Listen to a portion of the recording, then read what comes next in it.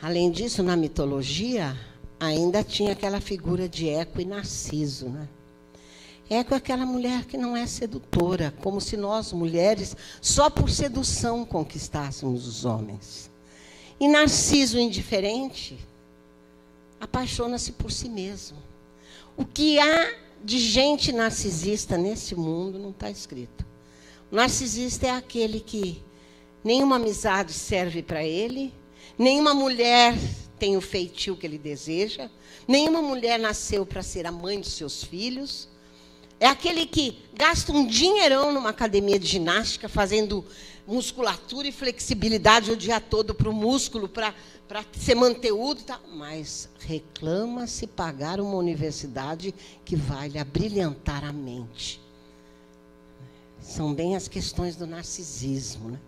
É o narcisismo que faz o mundo ser tão consumista, que faz as aparências valerem muito mais do que a essência. É o narcisismo que faz com que o ter valha mais do que o ser. Quando nós tínhamos que inverter isso, né? E vem lá de longe, né? Daquela mulher eco, que, aliás, a palavra eco na nossa cultura ficou como aquela palavra que a gente grita na montanha e vai reverberando, né? Reverbera. Por quê? Porque ela chamava pelo homem amado, mas ela não tinha nenhuma sedução. Então, ele se seduz por ele próprio, né? E um exemplo magnífico nos deixou na canção Chico Buarque de Holanda, quando ele fez a canção Mulheres de Atenas. Ele mostrou bem o que era a mulher na antiguidade clássica. Imagine a mulher na Grécia, entre os filósofos, entre os políticos, vivendo na polis. Sabe o que era a mulher? Ela valia muito menos do que um escravo. Não tinha direito à fala, à opinião, não tinha direito à participação, não tinha direito a palpite. E quando o Chico fala, mirem-se nessas mulheres, é como se ele dissessem, mirem-se nessas mulheres para que vocês nunca façam igual. Aí vamos lá ler a canção, porque, na realidade, Chico era muito estudioso da cultura clássica, filho de quem era, né, do maior historiador que nós já tivemos no Brasil, Sérgio Buarque de Holanda. Ele deve ter lido muito e falou a verdade. As mulheres de Atenas, mirem-se no exemplo daquelas mulheres de Atenas, geram para os seus maridos os nossos filhos de Atenas. Nós éramos apenas geradoras. Quantos homens ainda querem a mulher apenas como geradora? Como se a mulher fosse uma máquina de fazer filhos. Elas não têm gosto ou vontade, nem defeito, nem qualidade. Tem medo apenas. Até hoje a mulher tem medo do homem. Não tem sonhos, só tem presságios. Talvez porque nós, mulheres, ficássemos muito adentradas naquele recesso de lar, nós desenvolvemos a questão das premonições. Eu vou dar o exemplo da morte do grande comunicador Boechat, que deixou um vazio no jornalismo de São Paulo, no jornalismo do mundo, no jornalismo do Brasil. A mulher dele diz que escuta na rádio a queda de um helicóptero. Sem ligar para a Band, sem saber, ela diz que pressentiu que o Boechat estava naquele helicóptero. Eu não sei se o ficar muito dentro de nós mesmas, né, faz com que as mulheres tenham muito mais sexto sentido, a premonição, a intuição, do que os homens, né? Não tem sonhos, só tem presságios. O seu homem, mares, naufrágios, lindas sirenas, morenas, Ora, como eram os maridos, navegadores, deixavam a mulher só, às vezes até sem alimentação, às vezes naufragavam. Não havia dúvida alguma que eles arrumavam as lindas sereias, morenas. E as mulheres concebiam e aceitavam o concubinato. Elas sabiam que eles tinham outras mulheres, mas elas aceitavam. Nós falamos em empoderamento. Quantas mulheres agora no 21 aceitam? Aceitam porque não estudaram, não trabalham, precisam do homem para se alimentar, para se vestir. Então, às vezes, a comadre fala, ai, mas comadre, se você sabe que ele tem 2 ou 3, você não toma. Ah, não, pelo menos eu como, eu durmo, ele paga a escola dos meus filhos, né? Aí vem as mulheres de Atenas quando amadas. Quando amadas, se perfumam, se banham com leite, se arrumam e arrumam suas melenas. Melenas são os cabelos sedosos, né? Quando fustigadas, não choram.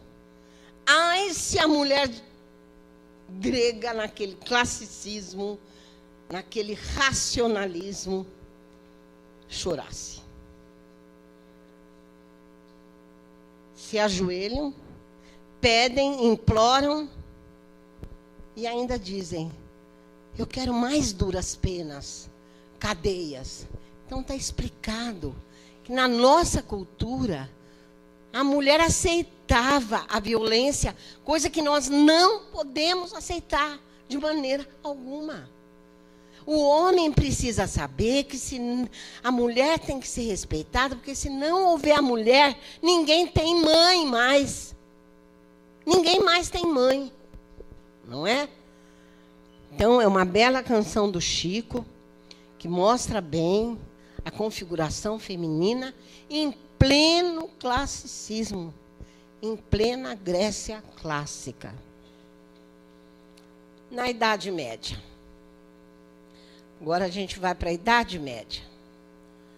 Aqui dá até vontade de chorar, né? Porque a Idade Média, eles falam até que foi a Idade das Trevas, mas se fez muito na Idade Média. Só que na Idade Média havia esses caminhos para a mulher. Ou a mulher casava, ou ela ia para o convento, se ela fosse de uma família realmente mais ou menos abastada. Então, ou ela casava, ou ela ia para o convento. Então, é a época da santaiada, né? Todas as santas são santas medievais. Eu sou muito carola, eu gosto muito das minhas santinhas. Eu rezo muito para Santa Filomena, que me ajudou a entrar na faculdade, para Santa Isildinha, para Santa Madre Alix Leclerc, mas elas são santas porque elas, na Idade Média, tinham esses 2 caminhos só. Principalmente a mulher que ficava solteira. Imagina uma família que naquele tempo não havia pílula anticoncepcional. Um pai tem lá muitas filhas solteiras. Quando ele não aguenta mais, ele faz um critério bem rígido para que aquela mulher deixe a casa. Então, ele dizia mais ou menos assim, a gente aprende isso na literatura medieval, né?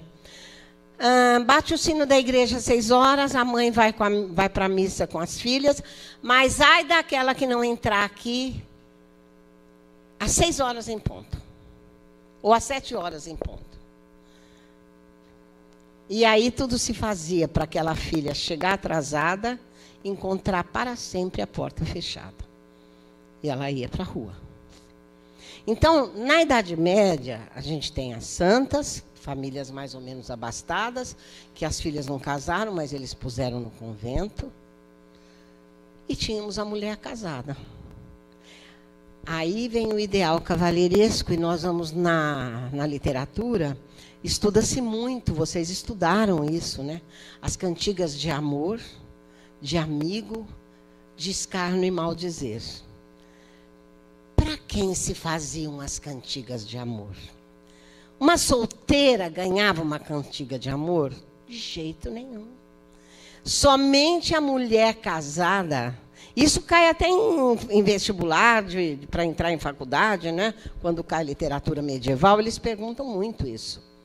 A mulher casada recebia a cantiga de amor, porque o marido dela chamava o trovador e pedia para o trovador que fizesse uma bela canção para aquela mulher que ele chamava de minha senhor ou dona, porque ela passava a ser a dona dele e de todas as posses que ele tinha.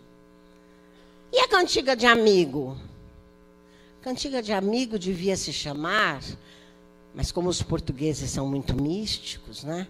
Eles chamam de cantiga de amigo a cantiga do amante. São aquelas mulheres que, rejeitadas pela família, foram para a rua e ora ficavam com um homem aqui, com outro homem ali, com aqueles homens que lhe davam algum conforto. E elas também, para não perder aquela comida, a roupa, o afeto, elas encomendavam do jogral, do trovador, uma cantiga que era muito mais picante. O eu lírico, não é? Quem falava era a mulher, e ela falava para o seu amante. E ali inaugura-se aquilo que a gente chama de prostituição. Não é? Então, vocês vejam que a Idade Média, com relação à mulher, também não foi uma beleza. Então, nós falamos tanto em empoderamento, até aí nós éramos um nada, não é? Aí, a sociedade feudal chancela tudo isso aí. Os casamentos geralmente são feitos por contrato, porque eles veem muito casamento por dinheiro, né? E aquelas mulheres que não quiseram ter seus amantes, elas foram procurar conhecimento das plantas, das ervas, dos animais. E aí surgem as feiticeiras que sabem fazer as poções mágicas para o bem e para o mal. Eu era louquinha por poções mágicas, né? Quando me falavam, olha, mistura erva doce com cidreira, com alecrim, coa bem, põe um bigode de gato, vê se você pega uma patinha do sapo, mistura tudo isso no liquidificador e põe 3 gotinhas no café do seu amado. Nunca mais ele vai lhe deixar. Ah, eu ia atrás do bigode do gato, do rabo do sapo, eu queria tudo, porque, de qualquer maneira, a gente tinha que conquistar um amado. As poções mágicas das feiticeiras, né? Mas tinha também a mulher fada, a mulher fadinha, né? Aquela que também trabalhava com as poções, com as ervas, com os bichinhos, com os animaizinhos, com os doentes, mas só para fazer o bem. Vocês acreditam que no magistério, enquanto eu era uma recém-formada, a faculdade deu caminhos, mas tinha que estudar muito na vida, eu tinha um pouco de medo das classes, porque eu sabia que eu não sabia quase nada, né? E quando eu tinha medo das turmas, eu era uma feiticeira, gente. Vocês acreditam que eu era tão perversa com os meus alunos? Acredita nisso, doutor Franco? Que em Carapicuíba, dando aula de francês, eu fazia os meninos levantarem para ler. Tudo isso é coisa de professora nova mesmo, né? Ela sabe que ela não sabe nada, então vamos maltratar os coitadinhos aí, porque quando a melhor defesa é o ataque. Aí eu dizia, tem que levantar, segurar o livro com a mão esquerda para folhear com a direita. Alguns alunos falavam, professora, eu estou nervoso, posso ler sentado? Não, tem que ler de pé. Às vezes eles punham a mão na língua para virar a página, eu já falava, 1 ponto a menos para você que não tem educação. Ah, mas olha que fedelha que eu era, né? E um dia, gente, por que eu fui fazer pedagogia? Nessa minha feitiçaria, e eu via que eles caminhavam naquela minha onda de feiticeira na sala, né? Eu chamo um menino, ele fala, posso ler sentado, professora? Não, meu filho. Aliás, eu falava francês para os coitadinhos. Levez-vous, lisez. Coitado. Quando eu vejo, ele começa a urinar. Olha só, gente, que feiticeira. Aí eu própria levei um susto tão grande. Quase que eu me ajoelho no pé do menino para pedir desculpa e fui fazer pedagogia. Fui estudar pedagogia. E comecei a perceber que a ignorância faz a gente ser perversa. E que o que eu mais tinha que fazer era estudar. Era trabalhar, porque eu não lidava com máquina, eu lidava com gente. Eu não tinha o direito de humilhar. Eu fui fazer pedagogia. E depois da pedagogia eu virei uma fadinha, gente. Mas vocês podem perguntar para quem foi aluno aqui na Fiel. Ela não é bonequinha? Ou elas lá, ó, que me conhecem. Era uma fadinha, não era? Imagina, eu dava todas as recuperações. Ai, professora, eu não fui bem, não conquistei a média com o trabalho. Faz mal, meu amor. Você faz mais um trabalho de verão. Depois você faz um trabalho de inverno. Depois você faz um trabalhinho de primavera. Mas reprovar o aluno, o professor não tem esse direito. Ele tem que dar todas as chances. Porque quem somos nós para cercear a vida de alguém? Eu lembro do meu professor de latim, que era muito bravo, e que eu fazia, às vezes, perguntas muito cretinas. E ele mandava eu ir para o tanque, falava, Deus dete, que você veio fazer aqui, vai lavar roupa, vai passar roupa, vai para o tanque. Eu falava, não vou não, professor, eu vou ficar aqui mesmo, né? E eu percebo que era por isso. Ele podia até ser ofensivo, mas ele me dava todas as oportunidades para que eu fosse alguém, para que eu tivesse um caminho na vida, que é isso que a universidade tem que propor para vocês e da melhor maneira possível, como a Fiel tem feito a vida toda, né? Então, está aí a Idade Média constituindo uma mulher bastante sofredora, não é? Aí vem a Idade Moderna. O Renascimento, predomínio do ideal romântico. Gente, aqui começa aquilo que a gente chama de empoderamento. Na realidade, o grande poder da mulher começa quando, no Renascimento, em pleno século XVI, quando Cabral chega ao Brasil, quando se descobre o caminho marítimo das Índias, quando Portugal é o grande mestre das navegações, acho que não houve navegador mais eficiente do que o navegador português. Eles superaram os fenícios, os gregos. Nessa idade, século XVI, as famílias nobres permitiram os livros para as suas filhas. Aí sim começa o poder da mulher. Mas só os nobres. Então, só para vocês terem uma ideia, olha como a cultura é fundamental na nossa vida. Eu jamais poderia ser essa professora que aqui em Osasco, quando eu vou lá para Antônio Agu, eu adoro ir para Antônio Agu. Por quê? Porque eu não posso abaixar a mão. Na Antônio Agu é assim, todo mundo me conhece. Eu jamais ascenderia socialmente por dinheiro, porque eu continuo lutando para ganhar. E isso eu aprendi com meu pai. Se você não é rica e nem vai casar com um homem rico e quer ascender socialmente, faça isso pela cultura, que você ascende socialmente. Então, o primeiro grande poder da mulher foi quando a nobreza permitiu que suas filhas estudassem. E os nobres puseram preceptores nas casas deles. Porque não havia escola.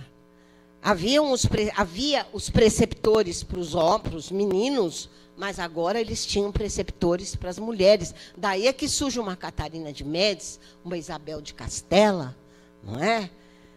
E isso já é um indício que, mais tarde, esse livro há de chegar na mão do povo. Porque César, por exemplo, César dizia assim: falem o latim com os povos dominados, quando ele dominou a Ibéria, por exemplo. Falem o latim com a Castela e Leão, que era Portugal e Espanha. Mas falem o latim da soldadesca. O latim culto nem brincando. Livro na mão do povo será castigado se eu souber que alguém do povo recebeu um livro, porque ele sabia que povo culto dá trabalho para o governo. Povo culto não engole as mentiras. Então, ele não permitiu o livro para o povo. Na nobreza, quando as mulheres começam a aprender a ler, já é um lenitivo para nós, que não éramos nobres, mas que poderíamos um dia, já era um sinal de que nós um dia poderíamos ter acesso aos livros, né? E como era então a mulher nesse renascimento, que é o renascer das artes, da ciência, imitando o mundo antigo? A mulher ainda é aquele ideal de mulher romântico, um ideal que vai até 1950. A professora Adete ainda viveu os anos dourados, que parecia que o mundo era cor-de-rosa. Quando eu saí da minha terra, talvez vocês não acreditem, eu nunca tinha ouvido falar em assassinato. Eu não sabia o que era mendigo, não sabia o que era violência. O mundo era cor-de-rosa, o ideal romântico. Mas foi bom para nós mulheres essa idealização? Foi bom para os homens que nos idealizassem. Porque como eles gostam daquela mulher que eles podem falar: ai, a minha mulher é a rainha do lar. A minha mulher é a mãe dos meus filhos. É aquela mãe, a mulher que sofre no paraíso, né? Porque a nossa casa é o paraíso. A idealização da mulher fez também com que se idealizassem os homens. E aí criou-se o contrário do romantismo, que foi mostrar para a mulher que o príncipe encantado não existia, que aquele homem ideal não existia. Aqui eu retomo uma história bacana que acho que vocês conheceram também estudando para entrar na faculdade, que é um grande romance do Essa chamado Primo Basílio. A mulher do protagonista na história, que se chama Jorge, ela é Luísa. E ela é amada pelo Jorge nesse ideal romântico. Como que é amar a gente no ideal romântico? O homem nos dá flores, né? O homem nos dá joias, o homem nos dá afeto, e ele nos dá um beijinho no rosto, ele nos dá um beijinho rápido nos lábios e uma transa bem medíocre, né? Esse é o ideal romântico de mulher. Ora, quando chega o primo de Luísa na casa dela e o Jorge, engenheiro, viajava, ele vai dizer para ela coisas amorosas que não eram do marido que quer preservar aquela imagem da mulher santificada dentro do lar. Quando ele vai beijar a Luísa, ele já segura o pescoço de Luísa e vai passando a mão por todas as zonas erógenas do pescoço, das orelhas. E ela fica alucinada. E aí ele mostra que beijar nos lábios era beijo de língua, que ela não conhecia. Evidente que ela vai trair o marido todos os dias, de manhã e à tarde, e às vezes à noite com o Basílio. Quando o Jorge volta, não sei nem se ele passava na porta de tanto galho, não é? Só que, até hoje, nem só Luísa, mas até hoje nós mulheres, nós não temos cacife para trair. E Luísa adoeceu. E ele diz para ela assim, Jorge, quando chega: eu sei porque você está doente, meu amor. Porque Basílio foi embora, não te levou. Eu sei da sua paixão pelo seu primo. Eu sei que... Mas eu te perdoo. Renasça, fique boa. Eu quero você, minha mulher ainda. Mas ela morre. Ela morre de remorso. Até hoje a mulher não tem cacife para fazer uma coisa dessa. Começa a ter.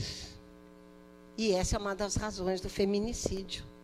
Porque está já impresso no DNA do homem que ele pode trair, mas a mulher não. Que ele pode cometer o adultério, mas a mulher não. Então, isso tudo vem de uma cultura que vai devagarinho entrando pelo nosso DNA. E hoje, quando a mulher não morre de remorso, ela morre assassinada. Porque o homem não se conforma de ser abandonado. Não se conforma quando a mulher fala: amor, deixei de gostar de você, posso te chamar de desamor? Vocês não imaginam o que pode acontecer. Vocês vão ver já já aí a estatística, né?